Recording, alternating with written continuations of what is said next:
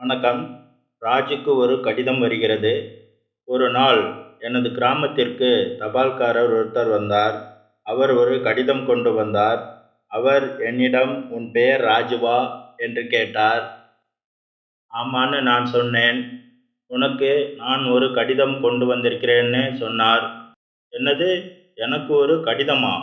யார்கிட்ட இருந்து வந்திருக்குன்னு நான் கேட்டேன். தபால்காரர் மீண்டும் கடிதத்தை பார்த்து குமாரிடமிருந்துன்னு சொன்னார். அவர் கடிதத்தை கொடுத்துவிட்டு சென்றார். குஜிலி, குஜிலின்னு நான் என் மனைவியை கூப்பிட்டேன். இங்க வா, நம் மகன் குமாரிடமிருந்து நமக்கு ஒரு கடிதம் வந்திருக்கு. குஜிலி வெளியே வந்து கடிதத்தை பார்த்தாள். அவள் உற்சாகமாக இருந்தாலும் கவலையாக இருந்தாள். குமாரிடமிருந்து ஒரு கடிதமா? அவள் கேட்டாள். அவன் உயிருடன் இருக்கிறானா என்று கேட்டாள். எனக்கு படிக்க தெரியாது, அதனால் பக்கத்து வீட்டில் இருக்கும் ஸ்கூல் டீச்சர்கிட்ட இந்த கடிதத்தை படிக்க சொல்லி கேட்டுட்டு வரேன் அப்படின்னு அதை எடுத்துகிட்டு போனான். 50 வருஷத்துக்கு முன்னாடி இங்கே ஸ்கூல் இல்லை, அதனால் எனக்கு எழுத படிக்க தெரியாது. நான் ஒரு சின்ன கிராமத்தில் வசிக்கிறேன். எனக்கு விவசாயம் மட்டும்தான் தெரியும்.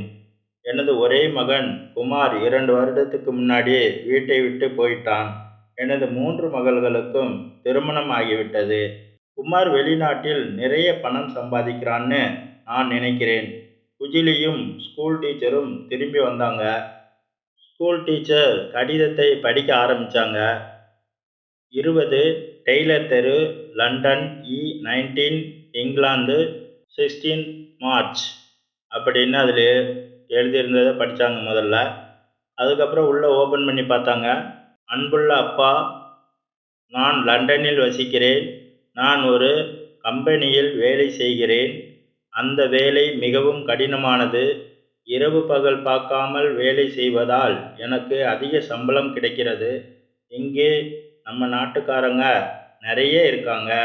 நானும் அவங்க கூடத்தான் இருக்கேன்.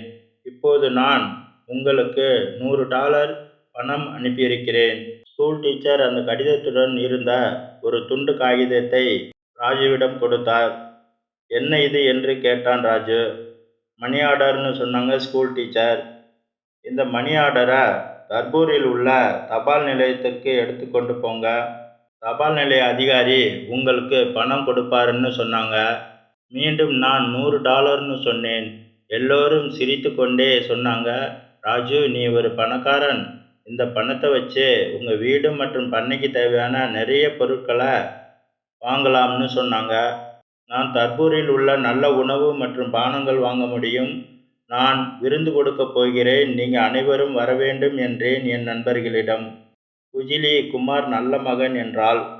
அன்று மாலை கிராம மக்கள் மணி ஆர்டர் மற்றும் எனது பணத்தை பற்றி பேசினார்கள்.